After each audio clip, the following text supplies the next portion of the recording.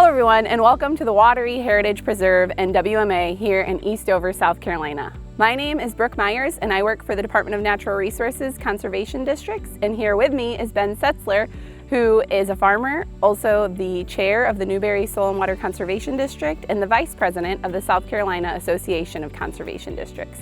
Today we'll be sharing some information with you about the 2021 National Association of Conservation Districts poster contest theme, which is Healthy Forests Equal Healthy Communities.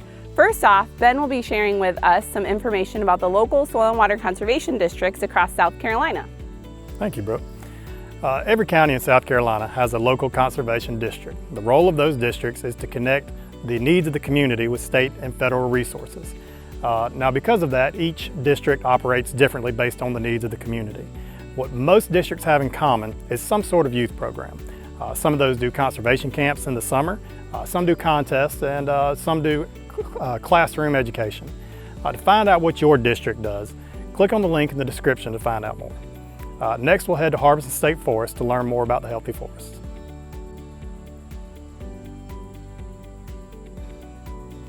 Hey, I'm Beth Foley and this is Matt Schnabel. We work for South Carolina Forestry Commission. Some of you may be wondering, what is a healthy forest and how can I tell if a forest is healthy? Well, not all healthy forests look the same. We're here at Harbison State Forest, which is a sustainably managed forest that provides jobs, wood products, environmental and social benefits for the community. Behind me is a predominantly longleaf pine stand that is managed using prescribed fire. We use controlled burning to keep the fuel load low and to reduce the risk of wildfire. And you can see this has also given our trees plenty of space to grow and obtain the resources needed to survive, such as water, sunlight, and nutrients from the soil. By reducing competition, we are helping to grow a healthier forest. Actively growing trees in a healthy forest are able to defend themselves against insects and disease. A healthy forest supports a biodiverse community of many plants and animals, as well as providing many other benefits for the community. Thank you for joining us at Harbison State Forest. Now you'll be visiting Congaree National Park, where you'll learn how healthy forests promote healthy communities. Welcome to Congaree National Park. I'm Ranger John Manchester, and Congaree is really important in promoting healthy forests and healthy communities. As a wilderness area just outside of the city of Columbia, but also 2 hours away from both the cities of Charleston and the cities of Greenville and Spartanburg, it's a place where you can find peace and solitude to reset your mental health, especially if you just had a really crazy time working and just need to get away from it all. So this place really is one that you can come to when you need to just take a mental break. But not only is it a great place for people living in these major cities to come and relax, it's also a really important location in terms of flood mitigation. We are a floodplain forest, and as floods come through this area, they could do a lot of damage if this forest wasn't here to help break up the power of all the water coming downstream. So you don't see the damage that you might see in places like the Mississippi River Valley, where those floodplain forests have basically disappeared. So Congaree is really important in helping to promote both healthy communities and healthy forests. And now we're going to go over to Sesquicentennial State Park and Ranger Stacy Jensen to talk about how their park helps promote healthy forests and healthy communities. Hi, I'm Ranger Stacy Jensen. Welcome to Sesquicentennial State Park. Sesquicentennial State Park is a special forest because it's an urban forest. What is an urban forest?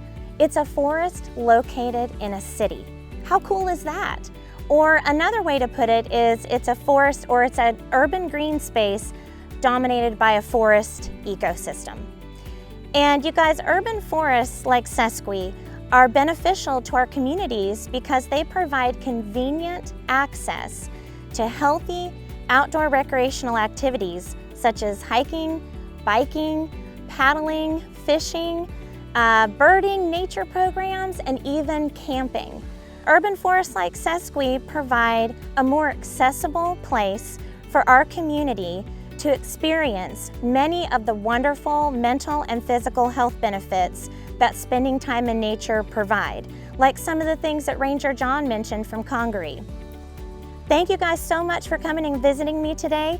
Next, you'll be headed to Sumter National Forest, where you're going to learn how to keep forests like this healthy for our generation and for future generations.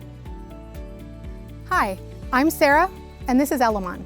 We're here on part of the Francis Marion and Sumter National Forests. Because forests are so important to our communities, the Forest Service does a lot to help keep forests healthy. Right. We restore habitat, treat diseases and pests, control erosion, use prescribed fire as a management tool, and so much more. We do all those things to help forests get what they need to stay healthy, but we need everyone's help. Elamon, what would you say is one of the most important things that people can do to help keep forests healthy? Well, there are 7 Leave No Trace principles that help guide us in keeping our forests healthy. Principle number 3 is dispose of waste properly. One of the major problems on our forests right now is trash.